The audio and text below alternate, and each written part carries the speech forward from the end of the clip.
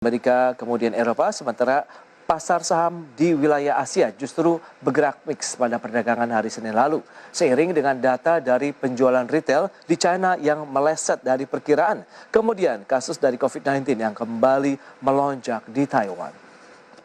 Ya, virus corona yang meluas kembali menjadi penghalang, di mana pemerintah Singapura menutup sebagian besar sekolah mulai Rabu setelah melaporkan jumlah infeksi lokal tertinggi dalam beberapa bulan terakhir. Pemerintah Taiwan pada hari Senin berupaya juga untuk meyakinkan investor bahwa mereka akan menstabilkan pasar saham dan falas jika diperlukan di tengah lonjakan kasus COVID-19.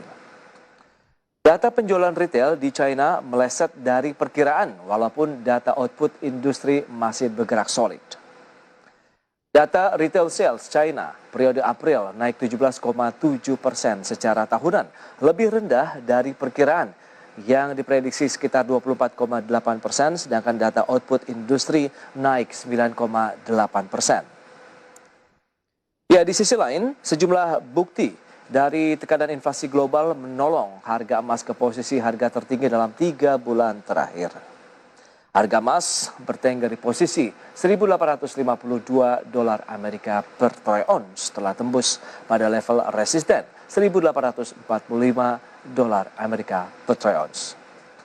Ya, di bursa saham Taiwan, indeks TAIEX turun sekitar 2,99% di level 15.353 dan tercatat sebagai koreksi terburuk di kawasan regional.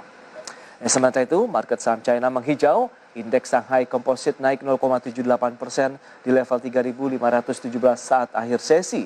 Kemudian Hang Seng di bursa Hong Kong naik 0,7%. Pasar saham Jepang merosot ke zona merah pada akhir perdagangan, di mana indeks Nikkei 225 melemah 0,92%. Ya, demikian juga dengan Kospi di Korea Selatan yang melemah 0,6% di level 3.134. Indeks acuan regional untuk MSCI Asia Pasifik yang tidak termasuk pasar saham Jepang bergerak menguat tipis saja 0,1%.